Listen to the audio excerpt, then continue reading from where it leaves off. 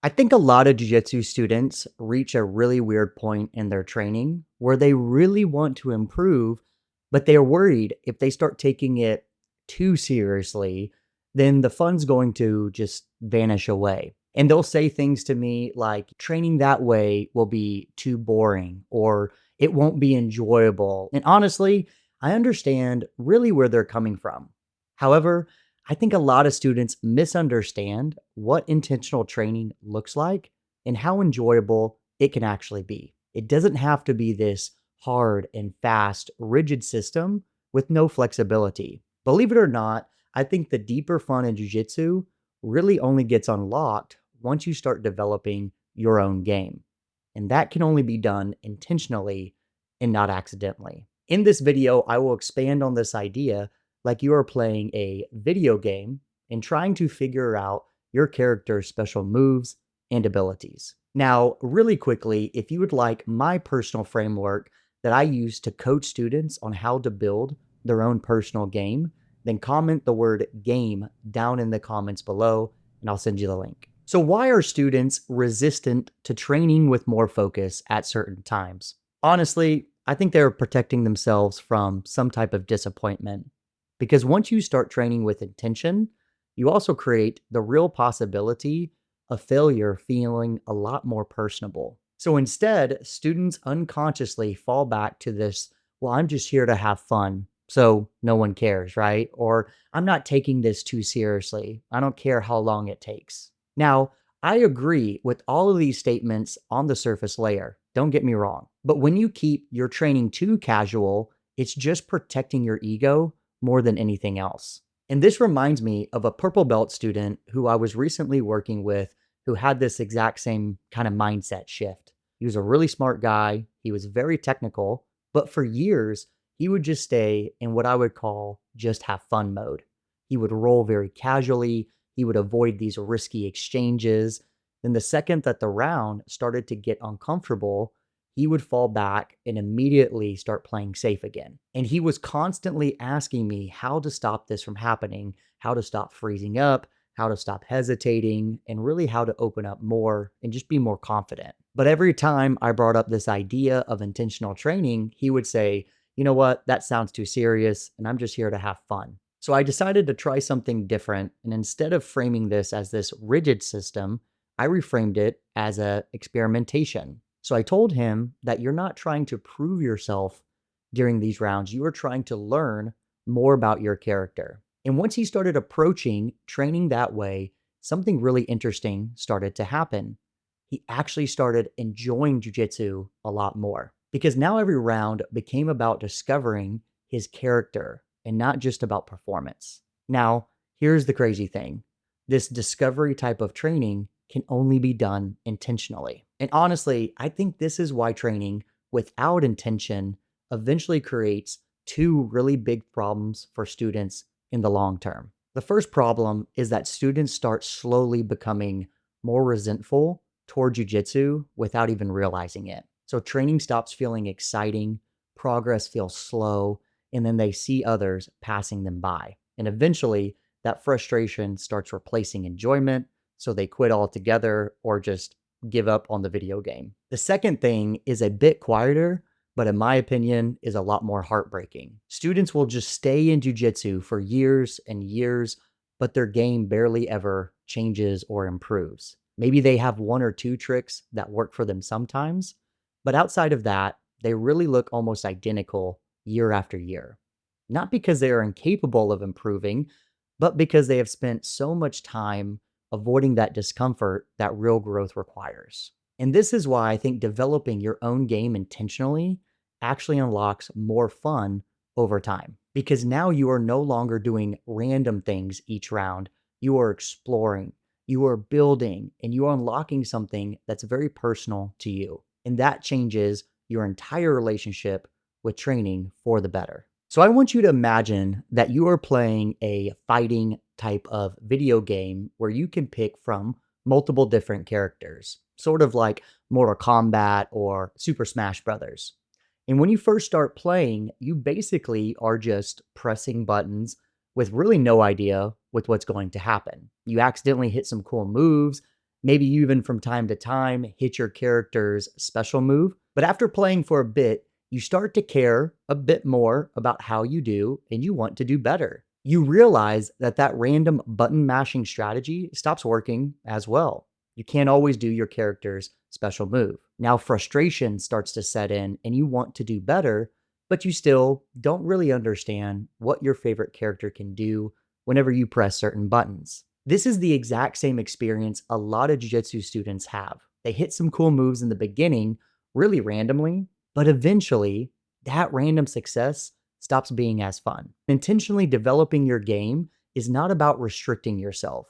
It's really about unlocking your character's special move that you can do on a regular basis. It's about discovering what fits you, what connects naturally to you, and what version of jujitsu actually feels like yours. Once that starts happening, training stops feeling like this random button mashing effect, and it starts feeling like progress while staying fun and enjoyable. So, how do you stop button mashing your way through jujitsu?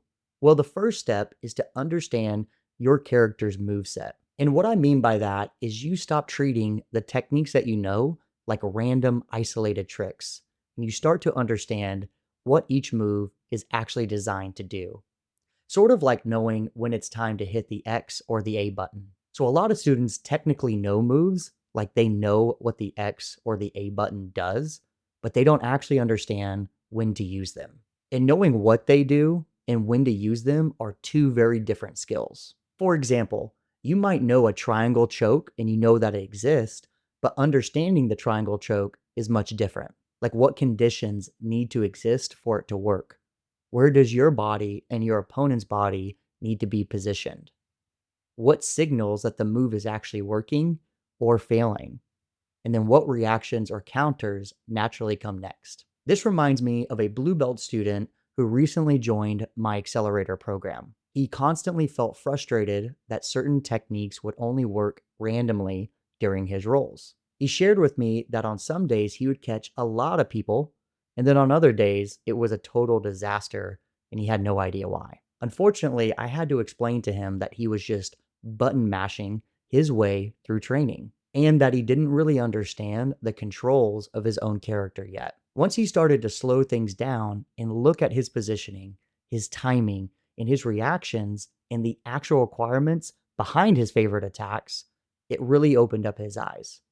He started to recognize patterns in real time instead of randomly forcing techniques and hoping that they worked. The really interesting takeaway was how much more fun he had training this way, trying to figure out when to use his buttons. Now every round felt like insight about his jiu-jitsu character. Every exchange started teaching him something different, and this shift was massive for him. Once you start understanding your buttons, the next step is to discover your character's temperament. Now, personally, I think this is one of the most enjoyable parts about intentionally developing your own game, because this is where everything is truly unique to you. You begin realizing that not everybody is supposed to have the same game or the same specialized move or the same finisher. You might naturally move at a slower pace than other students.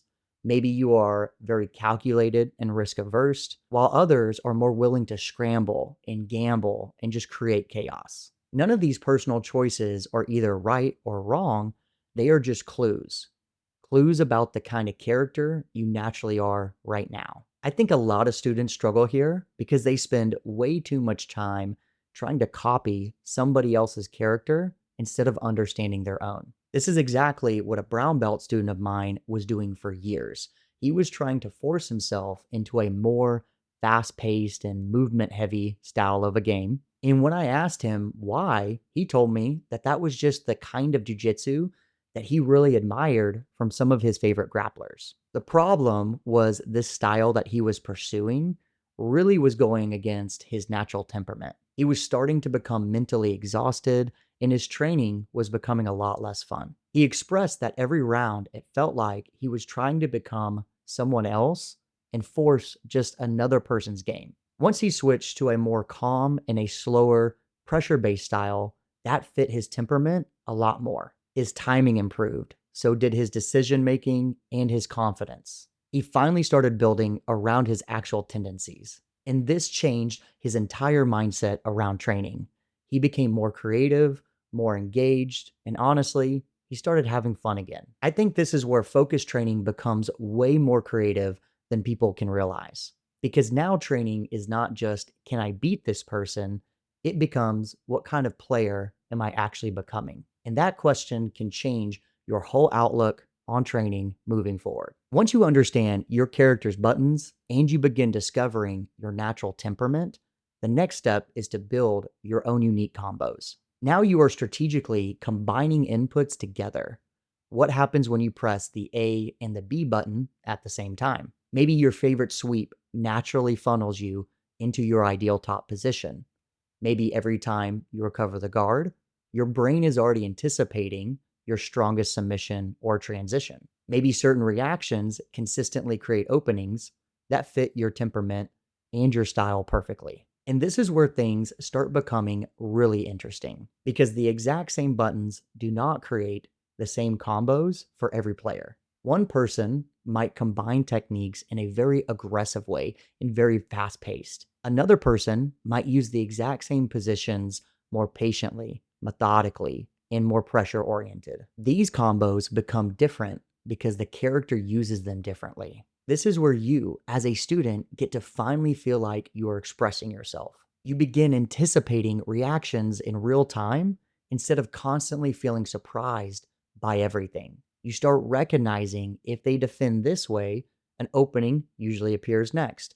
If I force this reaction, I already know where I want to go afterward. And what's really rewarding is even when the combos don't work fully, the round still feels meaningful because now you are seeing patterns. You are testing ideas. You're recognizing certain aspects. You are no longer just surviving exchanges randomly. You are actively learning how your character functions under pressure. And honestly, that level of engagement is where that deeper fun in jiu-jitsu really starts appearing. So, how do you actually start intentional training while keeping it fun? Start out by finding more about your character. The easiest way is to figure out which stage you are currently at and then bring that focus into your live training. If you don't really understand why your favorite techniques work or fail just yet, start with the moveset idea.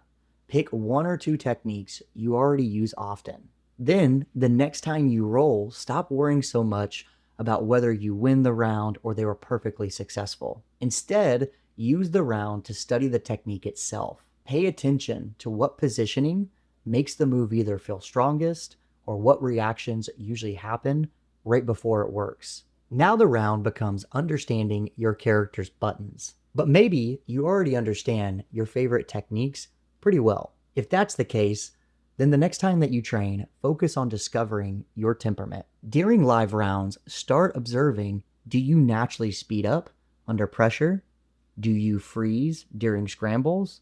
Do you avoid risk? Do you feel calmer either on top or on bottom? And what positions make you feel confident? Because those patterns are clues about your character's temperament. Once you understand the first two things, then live training becomes the place to intentionally start building your unique combos. Instead of randomly attacking things, you're looking for connections. If you hit your favorite sweep, what position naturally appears next? If someone defends your best submission, what reaction does that create? You are no longer just expecting one thing to work. You are no longer just reacting to one thing at a time.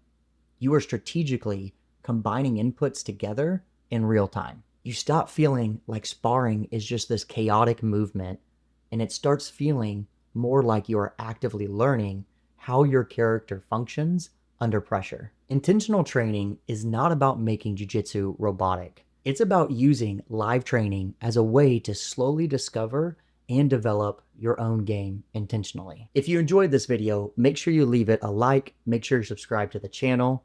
Again, if you want that framework on how to build your own personal game, comment game down in the comments below. Also, there's a link to it in the description as well. And until next time, take it easy.